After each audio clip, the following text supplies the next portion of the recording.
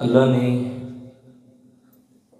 हमारे आका मौला सल्लल्लाहु अलैहि वसल्लम को सूरत भी बेमिसाल अता फरमाई और सीरत भी बेमिसाल अता फरमाई। ना ज़माने में हुजूर की सूरत की तरह किसी की सूरत और ना हुजूर की सीरत की तरह किसी की सीरत दे। अल्लाह ने जमाल और कमाल, हुस्न इतना नसीब फरमाया कि जो इस कायनात में किसी को भी वो मरातब नहीं मिले जो हुजूर अलैहिस्सलाम को अता किए गए थे। ज़ाहिरी जमाल और ज़ाहिरी हुस्न जो सर से पाँव तक दिया गया, ये वो हुस्न है कि जिसकी अल्लाह ने कुरान मजीद के अंदर कसम इरशाद फरमाई है, वद्दुहा वल्लैलि इज़ा सजा मा वद्दअका रब्बुका वमा क़ला वलल आखिरतु खैरुल लक मिनल ऊला।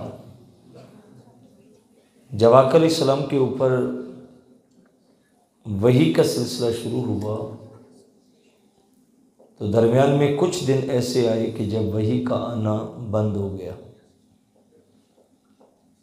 हुजूर के घर के साथ मुत्तसिल जो घर था वो अबू लहब का था और ये पक्का काफिर था। इसकी बीवी उम्मे जमील हुजूर के साथ दुश्मनी में पेश होती थी, कोई मौका हाथ से जाने नहीं देती थी। जब उसको खबर मिली कि जिब्रील के आने का सिलसिला ख़त्म हो चुका है, न वही आती है न जिब्रील आता है, तो उसने माज़अल्लाह इस बात को तशहीर कर दी कि अब मोहम्मद के रब ने मोहम्मद को छोड़ दिया है। ना वो ताल्लुक़ रहा, न वो वही का आना, न जिब्रील का आना। वही के ना आने से जो कमी थी हुजूर को, जो लज्जत नसीब होती थी अल्लाह के कलाम में, जिब्रील के आने में, अल्लाह से हम कलाम होने में जो लुत्फ़ था, जब वो ना आया तो हुजूर को वो लम्हे और उन मामलात का इंतज़ार अलग था। और यहाँ कुफ़ारे मक्का की तरफ से ये ताने अलग थे कि मोहम्मद के रब ने मोहम्मद को छोड़ दिया है। अब ज़रा तवज्जो कीजिएगा कि आसमान के नीचे एक दर है ऐसा कि जब कोई एतराज़ करता है तो अर्श से आवाज़ आती है, महबूब जवाब तूने नहीं देना, जवाब हमने देना है। बाकी नबियों पे जो एतराज़ात होते रहे वो अपना दिफा खुद करते रहे, आने वालों के सवालात के जवाबात खुद देते रहे। लेकिन जब मेरे और आपके आका मौला सल्लल्लाहु अलैहि वसल्लम की बारी आई, फरमाया महबूब तू नहीं बोलेगा, हम बोलेंगे। अब जब उसने कहा कि मोहम्मद के रब ने मोहम्मद को छोड़ दिया, तो अल्लाह ने जब दोबारा जिब्रील को भेजा और आगाज़ वही हुआ, तो आप तवज्जो रखेंगे तो आपको लुत्फ़ नसीब होगा। अल्लाह अगर इतना कह देता, मा वद्दअका रब्बुका वमा क़ला, महबूब आपको छोड़ा भी नहीं और आपको नापसंद भी नहीं किया, आगाज़ यहाँ से हो जाता तो बात फिर भी बड़ी थी। महबूब आपसे रिश्ता कायम है, छोड़ा नहीं है, बात फिर भी बड़ी थी। कोई वही जिब्रील लेके आ जाते बराह रास्त तो बात फिर भी बड़ी थी। लेकिन कुरान को ज़रा मुलाहज़ा कीजिए, मालिक का अंदाज़े मोहब्बत क्या है। उन्होंने कहा कि मोहम्मद के रब ने मोहम्मद को छोड़ दिया है, अब वही का आना ख़त्म हो गया, जिब्रील का आना ख़त्म हो गया। तो अल्लाह ने जब जिब्रील को भेजा तो पैगाम क्या दिया, वद्दुहा वल्लैलि इज़ा सजा। महबूब तेरे चमकते चेहरे की कसम, तेरी जुल्फ़ों पे, तेरे शानों पे फैली हुई जुल्फ़ों की कसम, मा बद्दा का रब्बो का वमा कला, जवाब ये है उनके सवाल का। लेकिन जवाब देने से पहले अल्लाह ने चेहरे की कसम उठाई, जुल्फों की कसम उठाई। हमारे एक इंडिया के आलिम दीन थे, उन्होंने 2 सतरें लिखी लेकिन कमाल कर दी। फरमाते उनके सवाल का जवाब मा बद्दा का रब्बो का वमा कला में है, लेकिन अल्लाह ने उससे पहले चेहरे की कसम, जुल्फों की कसम उठा के कहा कि महबूब ये कहते हैं कि महबूब को रब ने छोड़ दिया। बताओ, जिसकी हुस्न की रब कसमें उठाए वो महबूब भी छोड़ने के काबिल है? मैं तो जुल्फों की कसम उठा रहा हूँ, मैं तो चेहरे की कसम उठा रहा हूँ, तो ये हो सकता है कि इतना हसीन महबूब भी छोड़ा जाए? तो अल्लाह ने अपने महबूब के हुस्न की कसम उठाई, और जैसा हुस्न अल्लाह ने मुस्तफ़ा को दिया था वो कायनात में किसी और को नसीब नहीं हो सका। आखिरी सलातो सलाम के हुस्न को देखने के लिए हज़रत हसन बिन साबित रदी अल्लाह ताला अन्हु फरमाते कि हुजूर का हुस्न ऐसा था कि जब देखना होता तो यह डर लगा रहता कि कहीं चमक की वजह से आंखों की बेनाई चली न जाए। तो पूछा गया फिर देखते कैसे थे? क्योंकि हुजूर का हुलिया तो हसन बयान करते हैं, हुजूर की तारीफ़ें तो हसन करते हैं। तो वो कहते हैं कि मेरे पास एक तरीका था, एक कुलिया था जिसके मुताबिक मैं देखा करता था। कहा कैसे देखते? फरमाने लगे जब देखना होता तो अपनी हथेली अपनी आंखों के आगे रख लेता, इस खौफ की वजह से कि मेरी आंखों की बेनाई न चली जाए, और फिर आंखों के दरमियान, हाथों के उंगलियों के दरमियान से हल्के हल्के सुराखों से हुजूर के चेहरे को देखा करता था।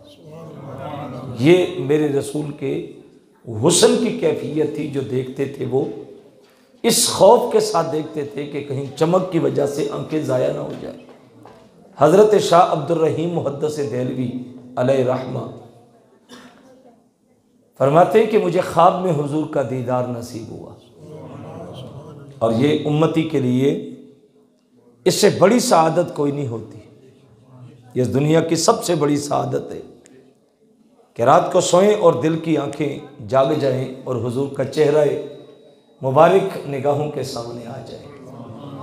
और ये भी ज़हन में रखें कि हुजूर अलैहिस्सलाम को जिसने ख्वाब में देखा उसने हुजूर को ही देखा। अल्लाह के महबूब अलैहिस्सलाम इरशाद फरमाते हैं जिसने मुझे देखा उसने मुझे ही देखा। शैतान ख्वाब में आके भी ये जुर्रत नहीं कर सकता कि वो कहे कि मैं मोहम्मद की मिसल हूँ या मोहम्मद हूँ। अब जो ख्वाब में आके भी ये जुर्रत नहीं कर सकता कि हुजूर की मिसल होने का दावा ख्वाब में करे, तो जो जागते में हुजूर की तरह मिसल होने का दावा करे वो तो फिर शैतान से भी कोई आगे की चीज़ हुई। पर मैं शैतान ख्वाब में आके भी मेरी मिसल होने का दावा नहीं कर सकता। अल्लाह के महबूब फरमाया जिसने मुझे देखा उसने मुझे ही देखा। दूसरी बात ये ज़हन नशीन रखें कि अल्लाह के महबूब अलैहिस्सलाम जिस उम्मती के ख्वाब में तशरीफ़ लाते हैं हुजूर कसद और इरादे के साथ आते हैं। हुजूर को इल्म होता है कि मैं किस उम्मती का मुकद्दर जगाने जा रहा हूँ। हम यहाँ बैठे हैं, महफ़िल मिलाद सजी है, आपने नात खानी समात की, बात सुन रहे हैं, अहबाब उलमा बैठे हुए हैं, लेकिन हो सकता है कि महफ़िल ख़त्म हो, आप घरों को जाएं और घंटे 2 घंटे के बाद आप सोएं तो आप नज़रों के सामने ये मंज़र फिर आ जाए। आप हज़रत को नात पढ़ता देखें, मुझे वाज़ करता देखें, लेकिन मुझे खबर नहीं होगी कि मुझे कोई देख रहा है। हज़रत नात पढ़ रहे हैं, आपने देखा है, नात को सुना है ख्वाब में, लेकिन इनको खबर नहीं होगी कि मैं किसके ख्वाब में गया हूँ और मुझे कौन देख रहा है।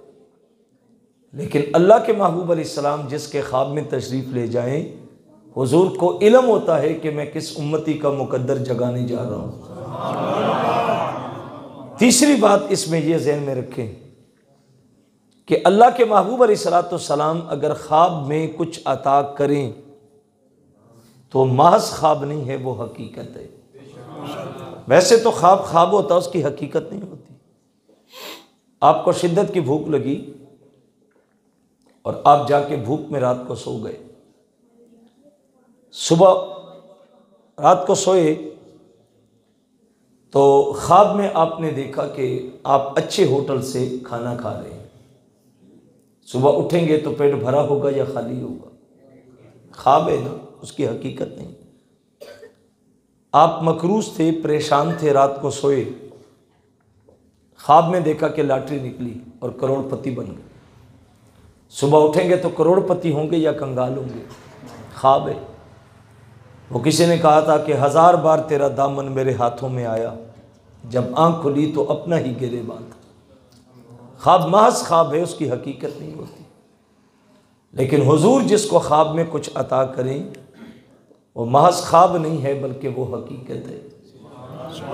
इमाम बुसीरी से पूछें, सारी ज़िंदगी बादशाहों के कसीदे लिखे, जब फालिज का मर्ज लगा, उठने के काबिल नहीं रहे, तो पूछने कोई भी हाल नहीं आया। दिल में ख्याल आया, सारी ज़िंदगी जिनके कसीदे लिखे, कोई पूछने भी नहीं आ रहा। तो दिल ही दिल में सोचा कि चल बुसीरी उस शाह का कसीदा लिख जो बादशाहों का भी बादशाह है। तो फिर कलम और कागज़ पकड़ के लिखा, मौला या सल्ले व सल्लिम दाइमन अबदा अला हबीबिका खैरिल खल्क़ि कुल्लिहिम। रात को लिख के सोए, मुकद्दर जागा, हुजूर तशरीफ़ लाए और ख्वाब में आके कहा, बुसीरी वो जो कसीदा लिखा है ज़रा पढ़ के सुनाना। कसीदा सुनाया तो हुजूर ने जिस्म पे हाथ फेरा या फूंक मारी। बुसीरी ख्वाब में देखते हैं कि मेरा जिस्म ठीक हो गया। फिर हुजूर ने कंधों से चादर उतारी, लपेट के दी, कहा बुसीरी ये रख ले। कहते हैं जब सुबह आंख खुली तो जिस्म भी सलामत था और हुजूर की दी हुई चादर भी सरहाने पड़ी हुई थी। बल्कि इमाम सखावी ने अल-कौलुल बदी के अंदर लिखा है कि आका अलैहिस्सलाम के रोज़ा मुबारका पे एक मांगने वाला आया जो दूर का सफ़र करके आया था। उसको शिद्दत की भूख लगी तो रोज़े अनवर पे आके खड़ी होके कहने लगा, अलजू या रसूल अल्लाह व अना ज़ैफ़ुका। या रसूल अल्लाह, मैं आपके दर पे खड़ा हूँ, आपका मेहमान भी हूँ और भूखा भी हूँ, और जाहिर है कि आपके होते हुए किसी से मांगा जाए। आला हज़रत ने कहा था कि ठोकरें खाते फिरोगे, उनके दर पे पड़ रहो, ज़माने में जाओगे तो ठोकरें खाओगे, जब वो दर मिल गया तो और क्या चाहिए।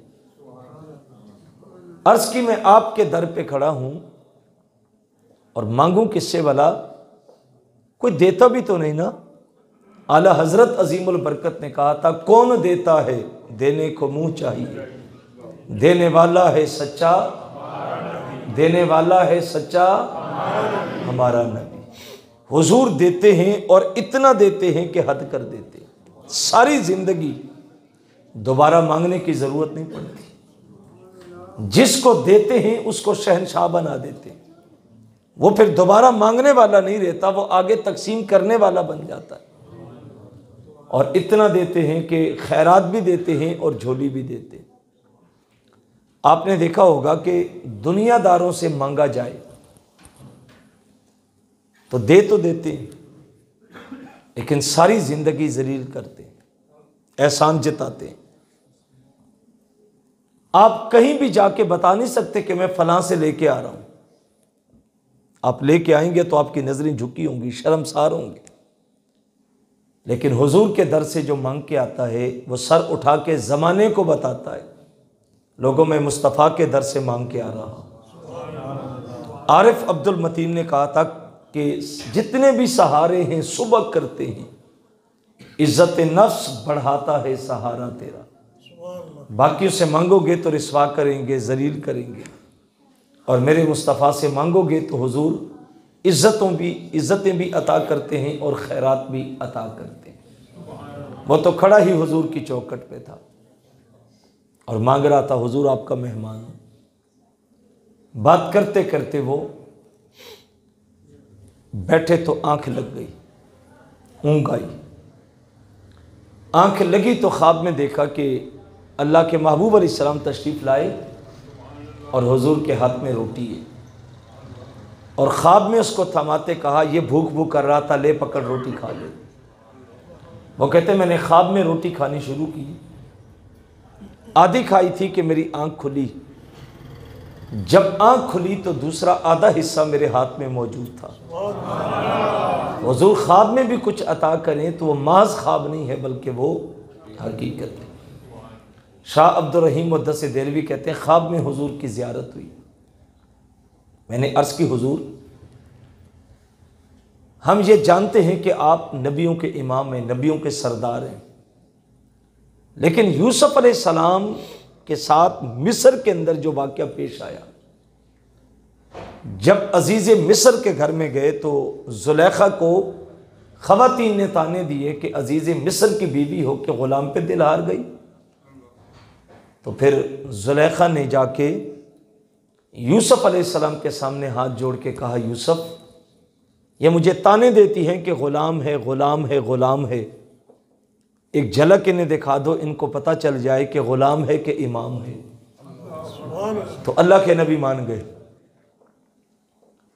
जुलेखा ने ख़वातीन को बुलाया जो वज़रा की बीवियाँ थीं, और शाही दावत करके उनके आगे फ्रूट रखे, फल रखे और छुरियाँ दी, और उन्हें कहा कि इनको काटो। तो जब उन्होंने काटा तो यूसुफ से जाके अर्ज़ की के सामने आइए। उन्होंने आके पर्दा सरकाया तो यूसुफ के हुस्न को देखा तो उंगलियां कट गई, लेकिन एहसास दर्द का नहीं हुआ। और जब तक देखा नहीं था तो क्या कह रही थी, ग़ुलाम है, ग़ुलाम है, ग़ुलाम है। लेकिन जब झलक देखी तो अब क्या कहती हैं, ये बशर नहीं लगता, ये तो मुकर्रम फरिश्ता लगता है। जब तक देखा नहीं था तो नजरिया और था, जब देख लिया तो अब बदल गए। ये जो शोर मचा हुआ है ना कि हुजूर हमारी तरह थे, खाते थे, पीते थे, रहते थे, लिबास हमारी तरह, वज़ा कता हमारी तरह, तो हम में उनमें फ़र्क क्या है। ये जो मुनाजरे हो रहे हैं, मुबासे हो रहे हैं, हुजूर की ज़ात को नापा और तोला जा रहा है, कितना जानता है नहीं जानता, दीवार के पीछे की खबर है नहीं खबर, इख्तियार है या नहीं है।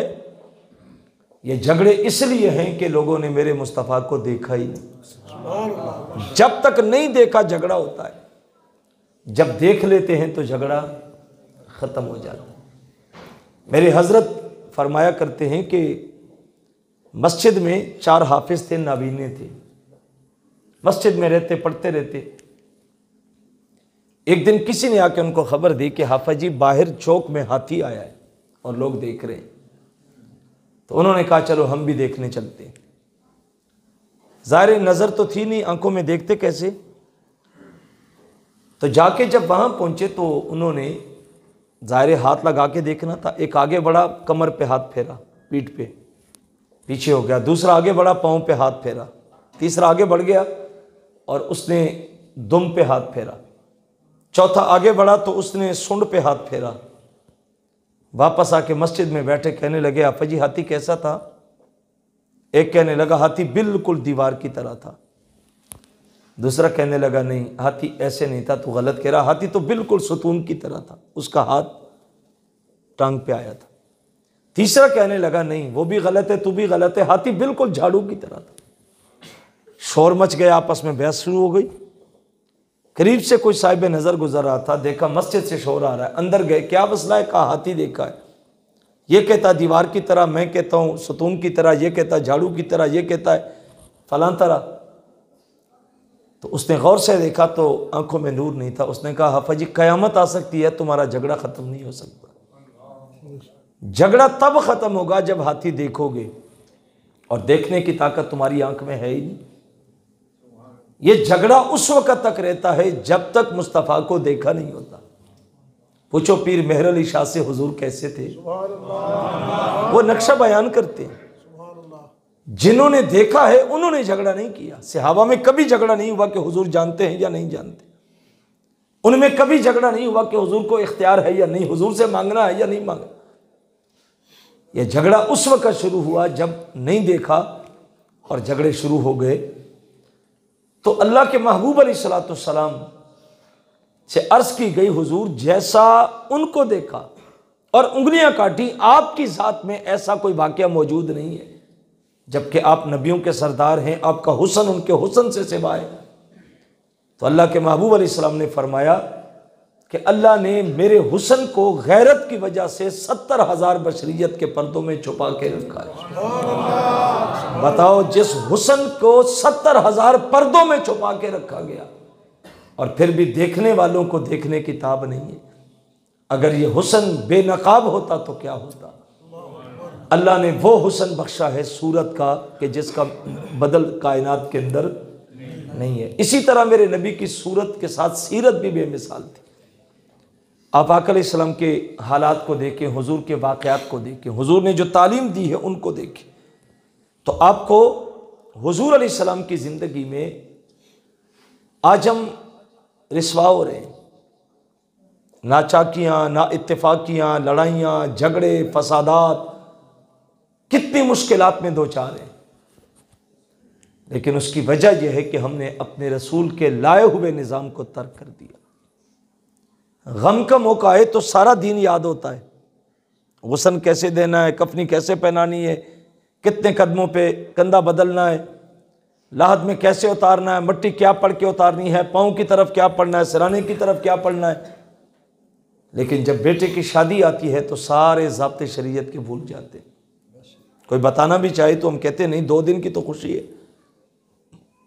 क्या मतलब कि इस्लाम गम का दीन है, खुशी के मौक़ों पे ज़ाब्ते नहीं देता। अल्लाह के रसूल की ज़िंदगी में सब कुछ था।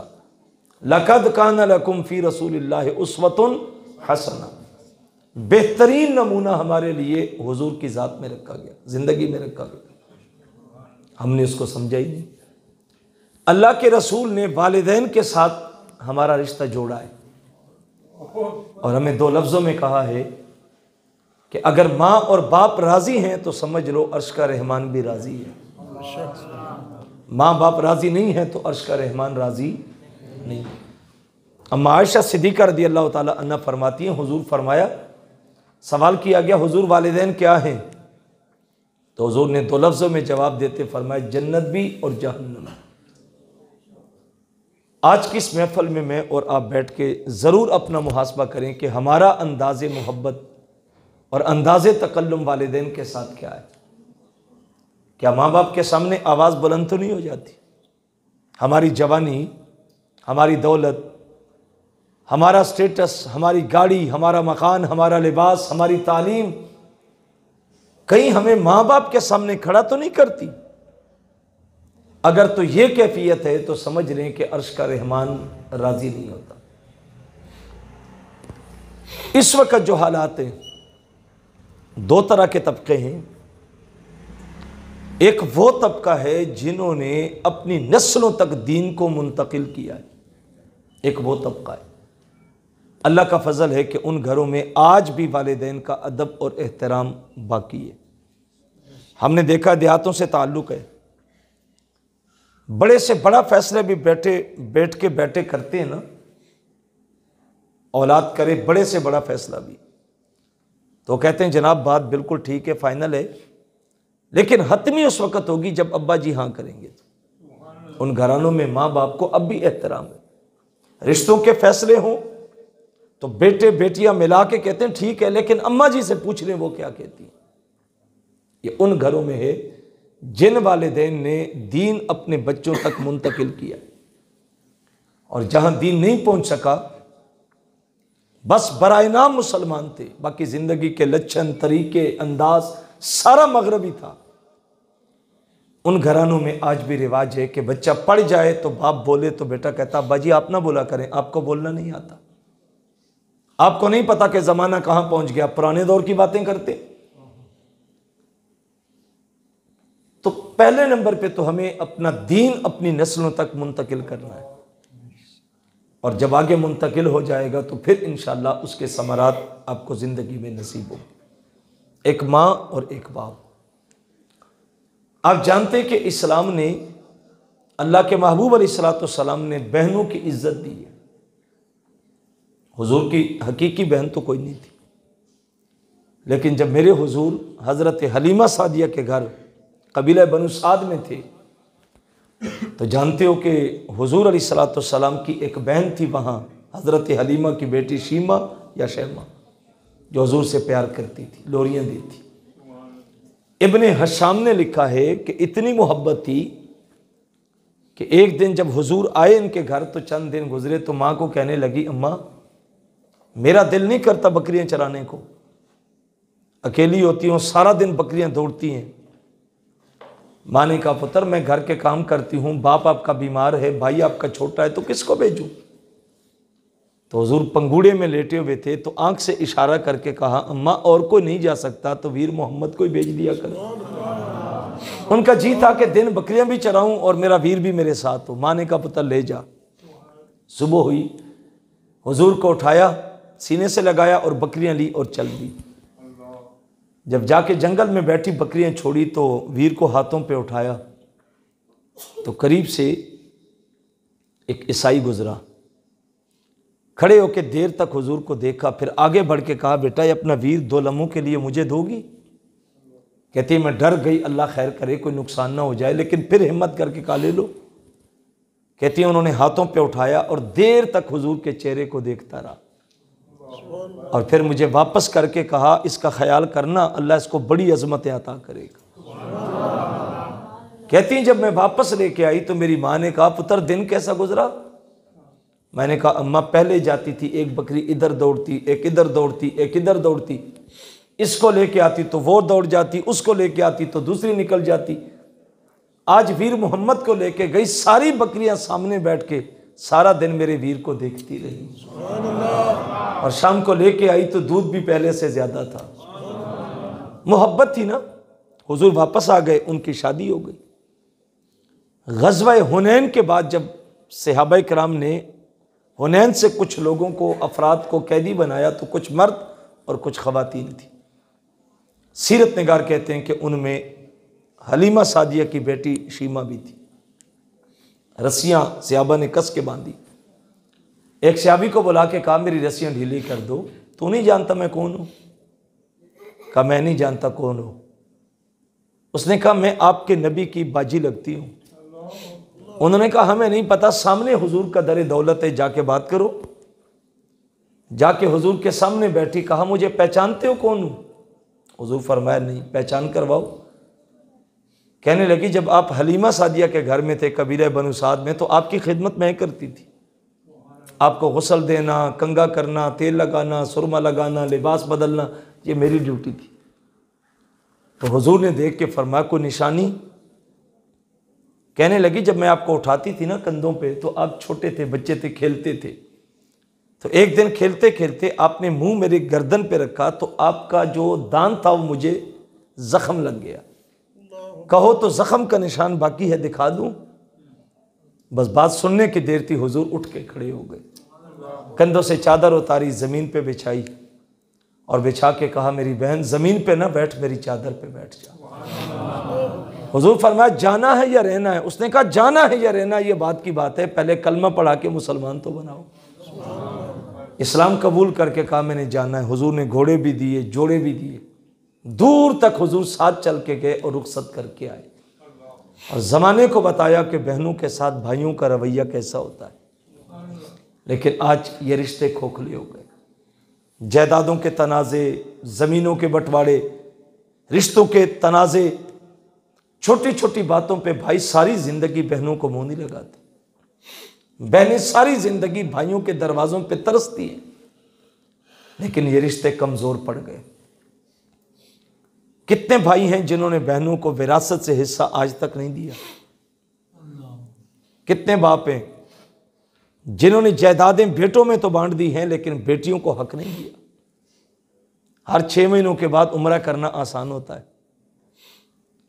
अल्लाह के रास्ते में खर्च करना आसान होता है, लेकिन जो हुकूक अल्लाह और उसके रसूल ने रखे हैं हम उनकी तरफ तवज्जो नहीं करते और ये हक क़यामत तक कंधों पे बाकी रहेंगे। हशर के दिन अल्लाह पूछेगा।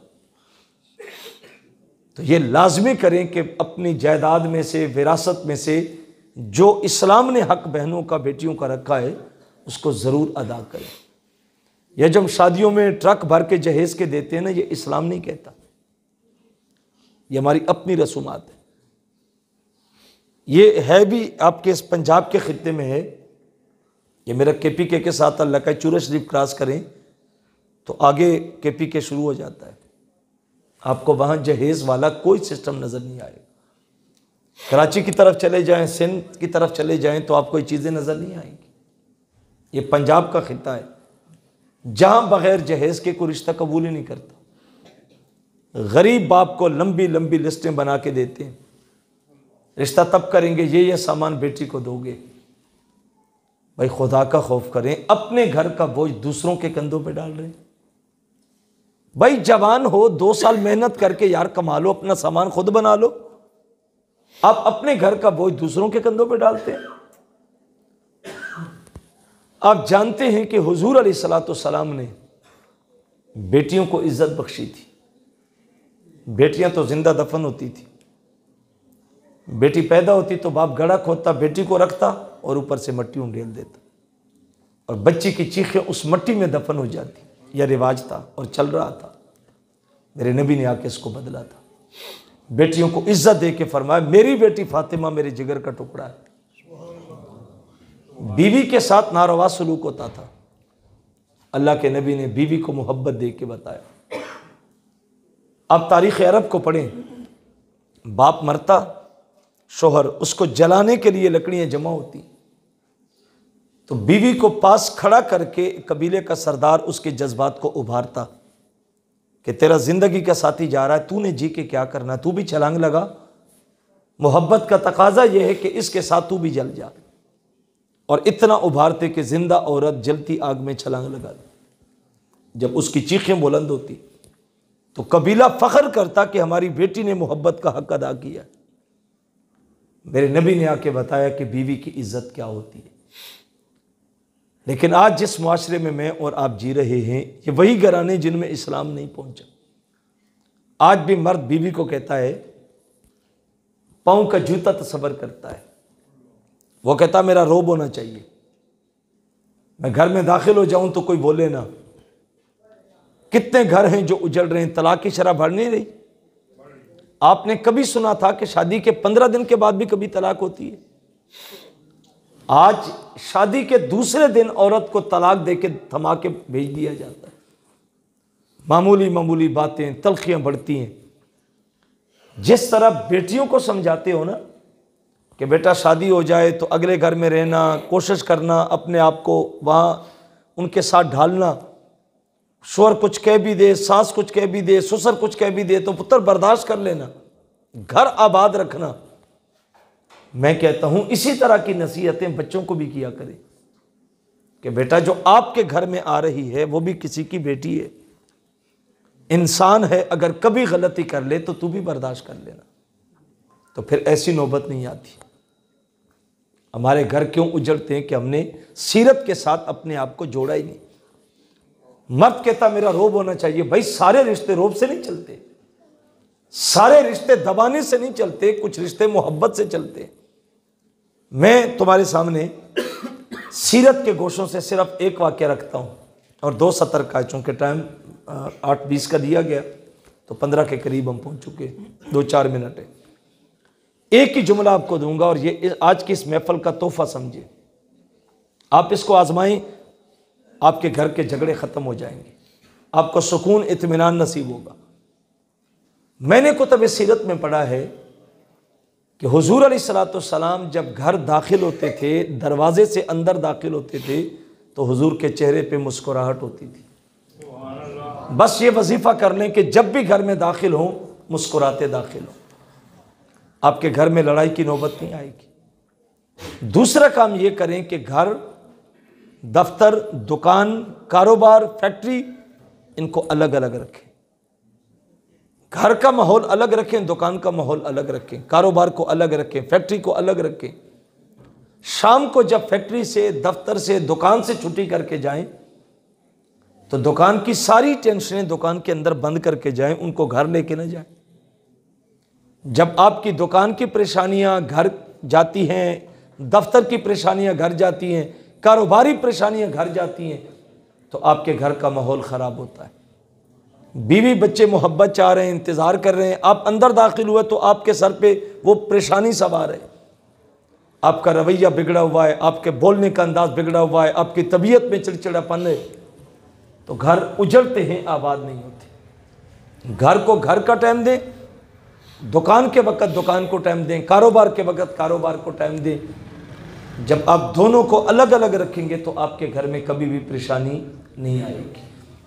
अल्लाह के रसूल ने हमें खूबसूरत ज़ाब्ते दिए, खूबसूरत तर्ज़ ज़िंदगी दिया है, लेकिन इत्तेफाक ऐसा हुआ कि हम आज उस पटली से उतर गए। वो जो सीरत की रोशनी दी गई थी, जो हमारे लिए बतौर नमूना के रखा गया था, हमने उसको अपनी ज़िंदगी में दाखिल नहीं किया। हम किसी और सिमत को चल दिए। इकबाल ने कहा था, जब मैं कहता हूँ इलाही मेरा हाल देख, हुक्म होता है अपना नामाए आमाल देख। हम आमाल देखें तो हम कहाँ खड़े हैं ये हम बखूबी जान सकते हैं। हमारा किरदार क्या है, हमारा तर्ज ज़िंदगी क्या है, हमारे मामलात ज़िंदगी क्या हैं, इनको हम बखूबी जान सकते हैं। आइए दीन इस्लाम के साथ अपने आप को जोड़िएगा। रसूलुल्लाह सल्लल्लाहु अलैहि वसल्लम ने जो रोशन ज़िंदगी दी थी और रोशन राहें दी थी जिनसे हुजूर गुज़र के गए, हमें पैगाम मिला था कि इन राहों पे चलते चलो, जन्नत के दरवाज़े खुले पाओगे। लेकिन हम खुद भी दीन से दूर चले गए, हमारी नस्लें भी दीन से दूर चली गई। जैसा दीन हासिल करना चाहिए था हम उस तरह हासिल नहीं कर पाए। लिहाजा नतीजा ये निकला कि हमारी ज़िंदगी बेतरतीब हो गई, मुश्किलों ने आन घेरा। आइए दीन मतीन के साथ अपने रिश्तों को जोड़िए।